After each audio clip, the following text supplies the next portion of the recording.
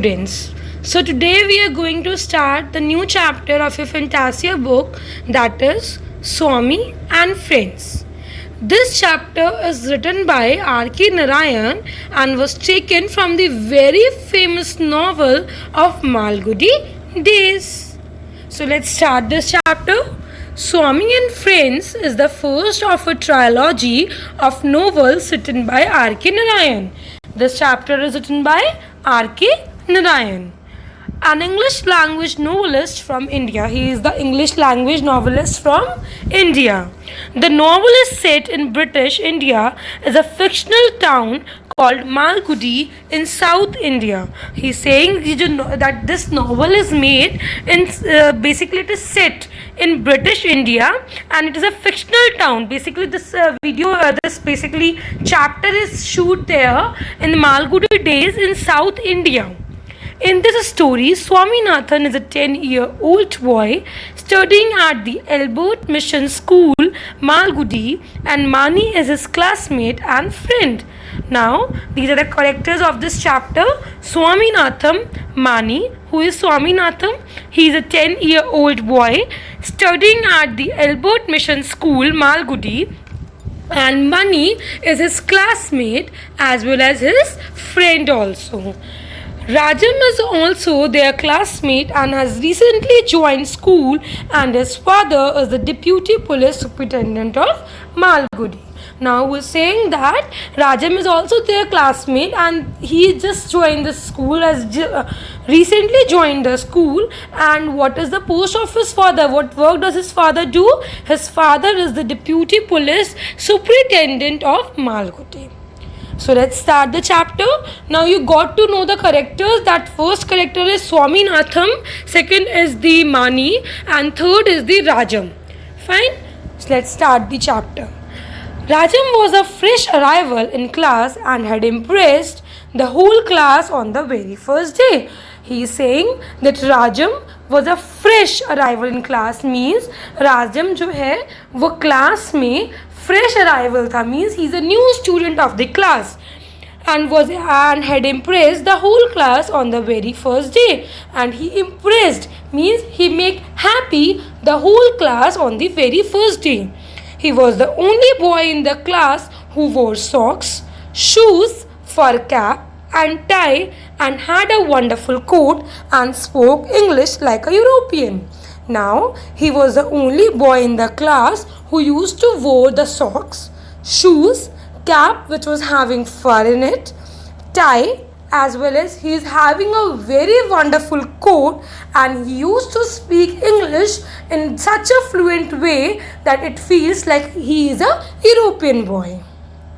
Mani thought of Rajam as his rival. Now what happened, since Rajam is a very new student to the class, as well as he get his image in the class as a very sincere as well as very good student. Now Mani found that we should get a rival of this.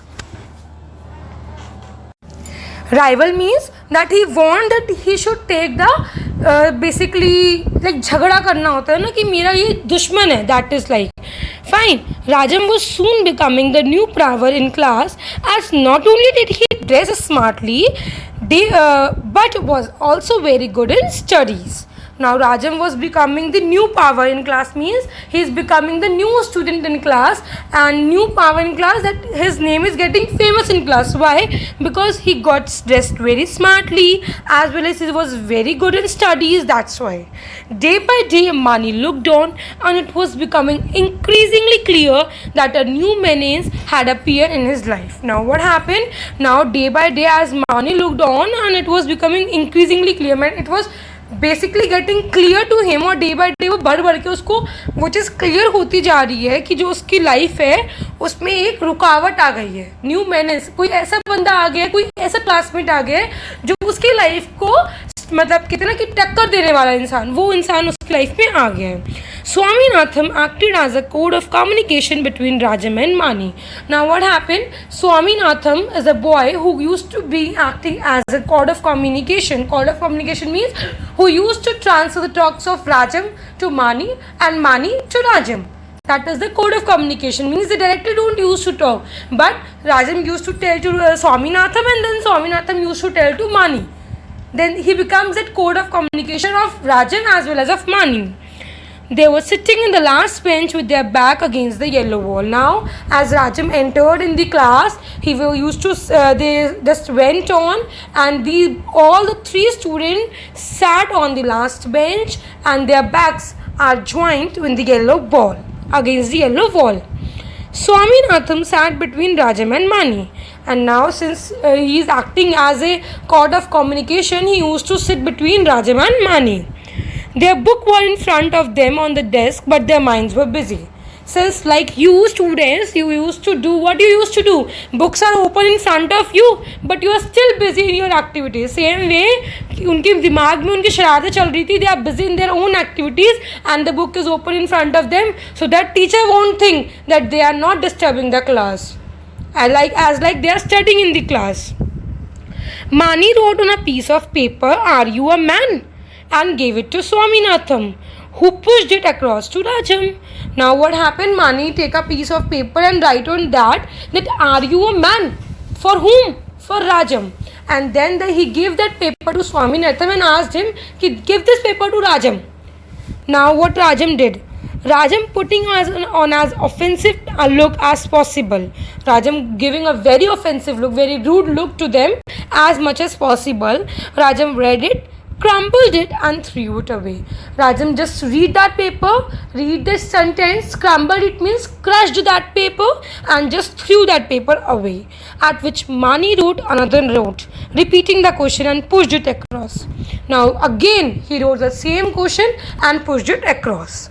Rajam hissed into Swaminatham's face, "You scoundrel, don't disturb me," and crumbled the letter. Rajam basically shouted at Swaminatham's face and said, "You scoundrel, you disturbed person, don't disturb me," and crumbled the letter and crushed that letter again. Further progress was stopped. Swaminatham stand up, said the teacher.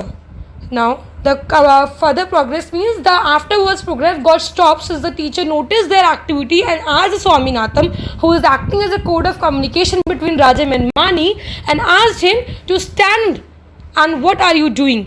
and stood up. Then Swaminatham stood up.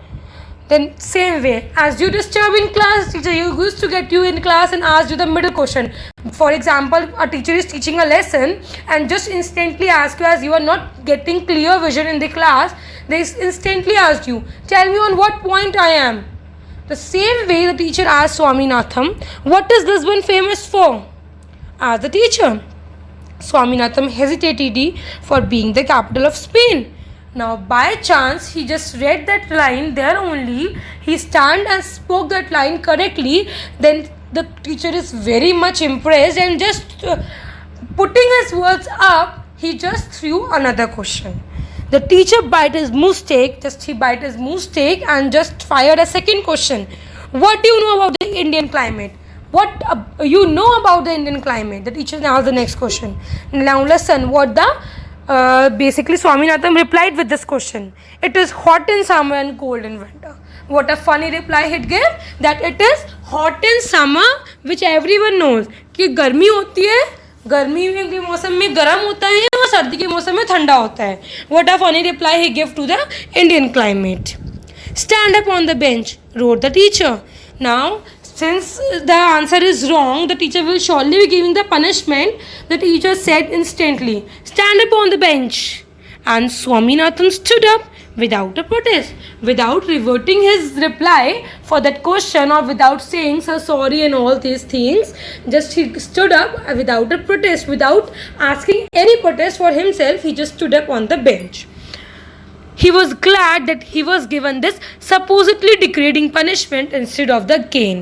Now he was glad means he was happy that finally he was not getting beaten up. Cane means that he was not getting beaten up. Instead he was got this punishment, which was not much degradeful for him than rather of punishment. Fine. The teacher resumed his lesson. "Africa is a land of forest. Nile is the most important river there. Did they understand? Like we used to teach you the lesson, and in the middle of the chapter we used to ask you question. Have you understand, student? Like this way, his teacher also asked after reading 2-3 lines that did you understand? What was, and since we teachers used to ask the middle questions to gain your knowledge, how much attentive you are in class, the same way this teacher did. What was the most important river there? Did they understand? What did he say? He selected someone from the first bench to answer this question. Now, he selected from the first man, let's stand up and give me the answer of this question. Then someone replied, Nile is the most important river in Africa.